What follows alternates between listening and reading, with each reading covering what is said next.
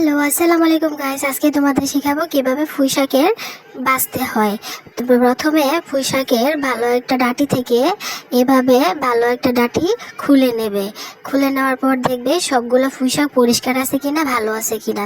তারপর কি করবে, এই পুঁইশাকটাকে যে দিক দিয়ে গোড়াটা থাকে ওই গোড়া বরাবর থেকে তুমি একটা একটা করে পাতা ঠিক এইভাবে লম্বা লম্বা একের পর এক করে করে পাতাগুলো ছিলে নিবে। পাতাগুলো দেখবে যে শেষ পর্যন্ত একদম আগাটা পর্যন্ত পাতাগুলো ছিলতেই থাকবে। ছিলার পর পাতাগুলো এইভাবে মাঝখান থেকে একটা টান দিবে। টান দেওয়ার পর পাতাগুলো বাছা হয়ে যাবে। তারপরে এই পাতাগুলো তুমি একটা ভালো একটা পরিষ্কার একটা ছাঁকনিতে নিয়ে নিবে।